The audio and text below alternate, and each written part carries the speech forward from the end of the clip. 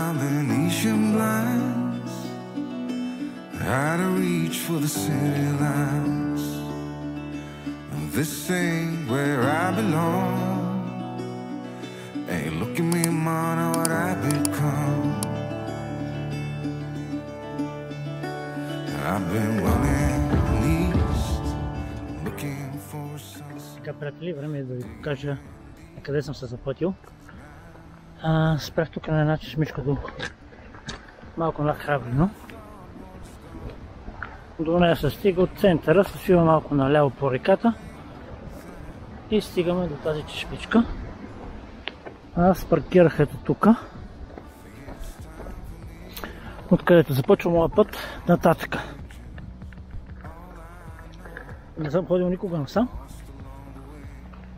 Смятам да отида до Момина скала или Момини скали. Преди 2-3 години някъде бях видял за това място. И ми беше така интересно, защото обичам скаличките, разбира се.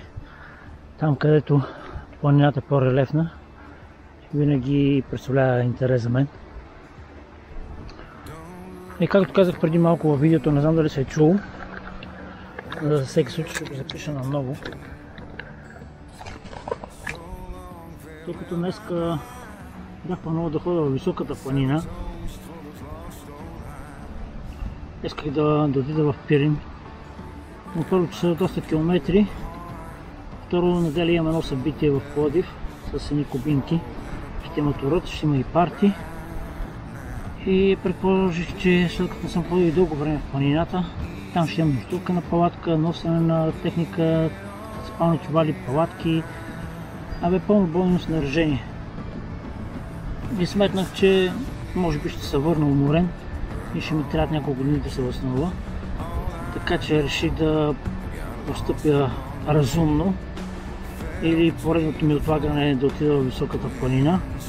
А пък нямам още много време за нея, защото снега се топи. Аз си бях дал обещание да направя един силен зимен сезон, но не се получиха нещата. Така че се надявам другата седмица съм си го оставил петък, събота, неделя за нея. А сега се отправяме на пътешествие към Момини скали.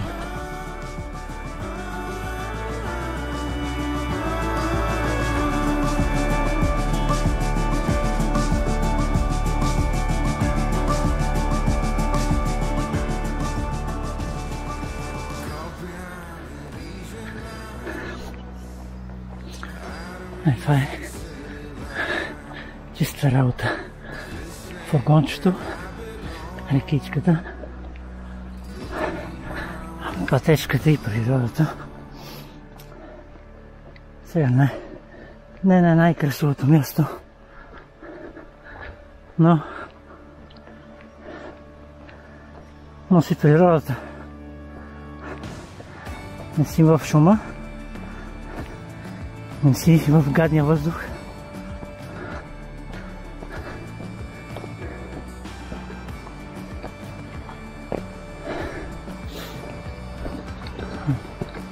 И вече няма по-малко от това настроение, от което тръгнах от града. Точно 20 минути ми трябваха, хайде 30 да са. Но както слезах от града, всичко там, каквото имаше да излиза, това просто излезе от мен.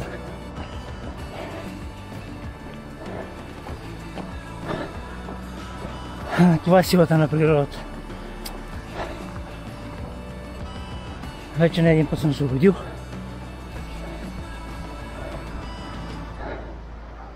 Не знам дали за всички хора става дума, но аз вярвам, че ние сме свързани много дълбоко с нея. И това, че не общуваме с нея, е само наша загуба.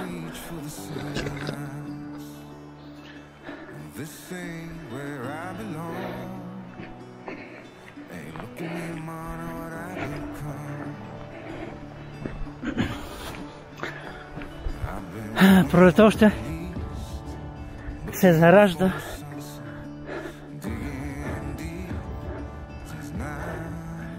цветовете на дърветата.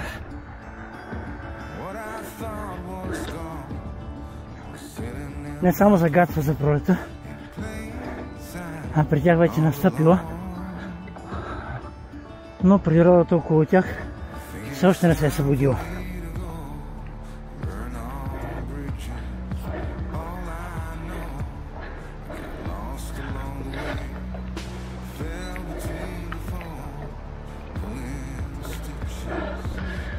Предполагам, че тук, когато вече по-зеленко, ще е още по-красиво с тази шумяща рекичка от страни. И тази пътечка ще бъде още по-приказна, когато е зелена. Ще бъде един тунел.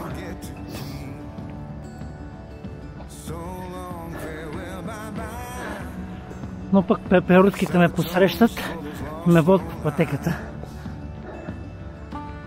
което създава още така пролетно настроение и живот.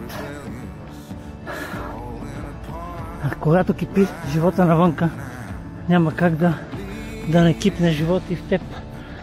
Предполагам, че трябва да сме насам. Да, то също ето тук.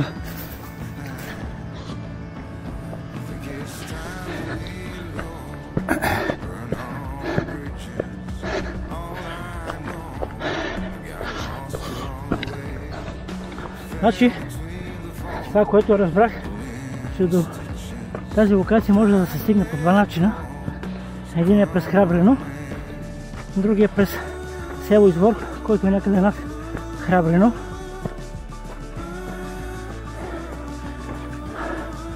Отгоре би трябвало да е по-лекия път, защото ти се изкачваш с колата до там и после може би само спускаш. Но тук се качваш към Момини скали, или Момина скала по-скоро.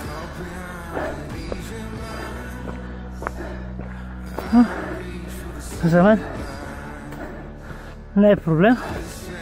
Мисли го и горния вариант, за да мога да мина още една локация за днес. Ще видим. Може да го оставя за утре. Да оставя другата локация за утре, който по-вероятно така ще направя, защото няма смисъл само Господ да види. Все пак трябва да се насладиме максимално на едното място и на другото място. Ето маркировка имаме тук жълта. Следва, да, маркировката за хижа Здравец. Аз в момента съм си пуснал GPS-а и следвам жълтата маркировка, така че до тук няма как да се загубите. Ще видим нататък как върви. И ако има нещо, което ми се стори като възможност човек да обърка пътеката, ще го съобщя. За да може хората, които идват насам, да го знаят. Има и тук ще имаме вече първата малко по-обзорна гледка.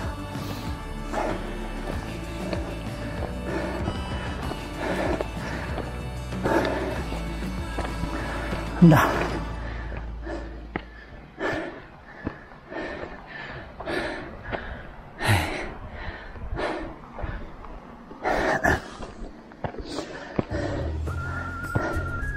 И така, и все пак ето го и Храбрино. Аз избрах малко по-тежкия вариант, но се покатерах малко, да изразходя малко енергия, да се опитам да поддържам някаква форма, защото другата седмица не искам да обещавам, да го кажем, че си като обещание за себе си да излезна на високата планина, да хвана последния сняг. За тогава ще ми трябва малко да влезна във форма, защото тази раница ще тежи много повече. В момента в раницата има една пухненка вода,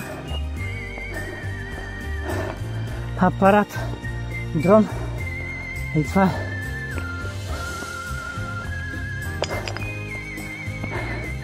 Ето поредната панорамна гледка от пътеката. Назад остава Храбрино.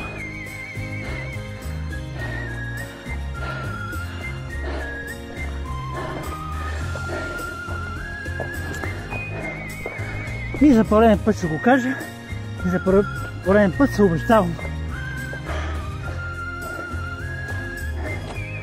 Просто колкото ти да гледаш една снимка за дадено място, да гледаш клип за дадено място, винаги можеш да си създадеш някакво грешно впечатление, де се вика да си го изживееш и да си кажеш, ами то не е толкова интересно. Обаче, когато имам опити като фотограф, едно е фотографското око, а друго е не фотографското око, а пък даже не трябва да ограничаваме възможностите на човешкото тяло да усеща, да чувства, ето само през един орган. Така че когато сме в планината, ние виждаме не само през очите.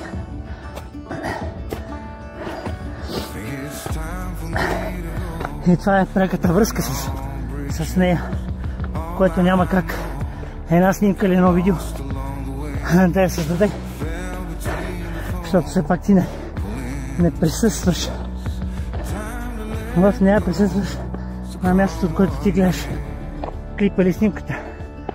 И самото място ти носи енергията на мястото.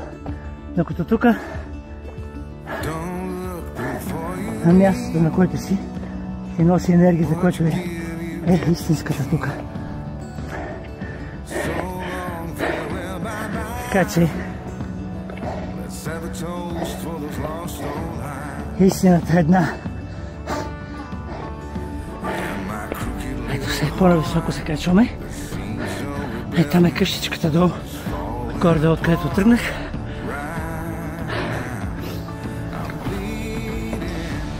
Истината е, че има страшно много философии. Всеки разсъждава. Те всички водят един път, както и вярата. Дали ще Исус, дали ще Мохамед.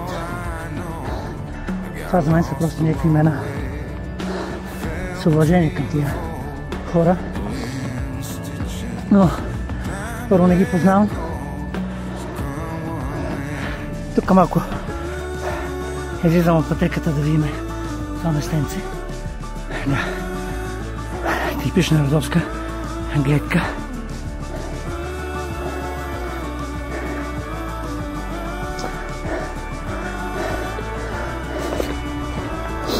Моята теория за тия хора са две. Или са буквално божествени пратеници, това в интерес на истината ние не сме някакви по-различни.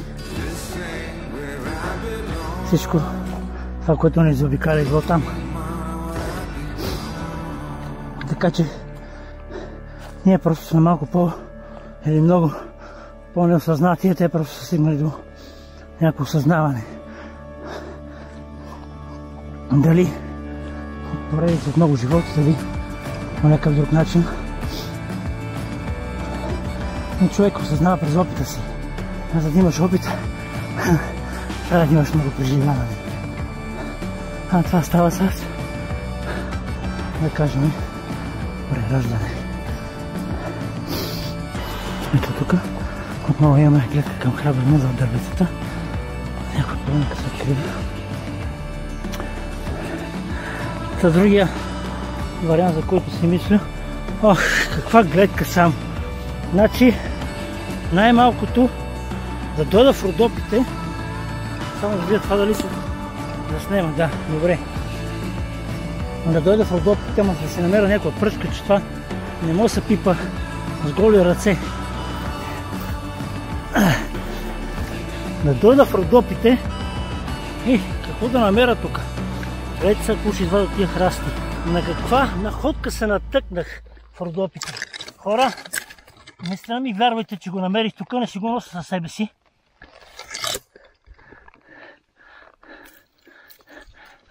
Ще го взема с...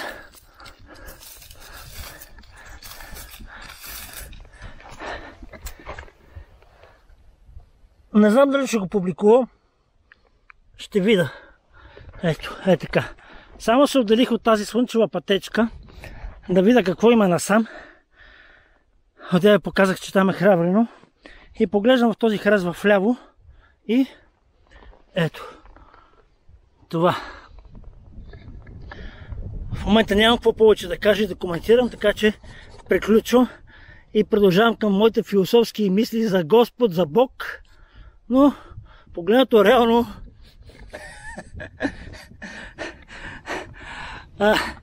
все пак това е извора на нашия живот.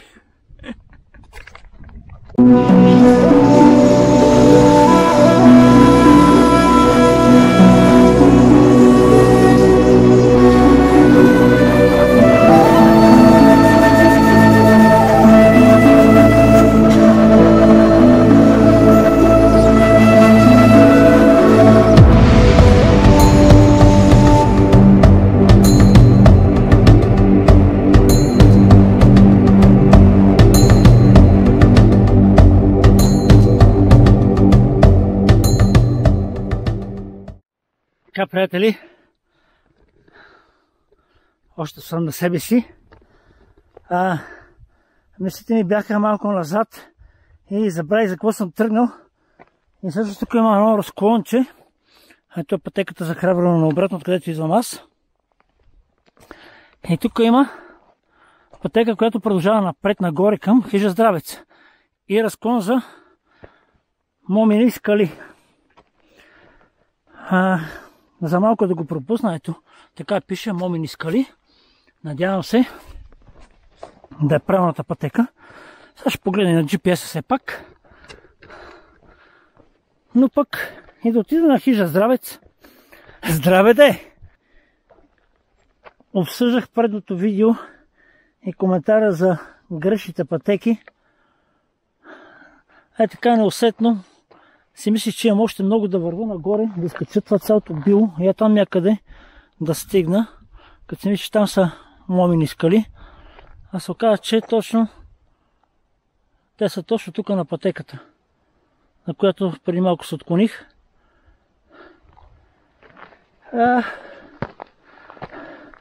Впечатленията ми до тук са, че даже от храбрено да тръгне човек с една много приятна разкочица, с леко натоварване. Зависи кой колко може да носи, разбира се. Но пак казвам, че не е... Ай, стига бе. Днеска цял ден гледам клипчета. И на тях изглеждаше доста по... не толкова мащабно. Но наистина на живо това е съвсем друго.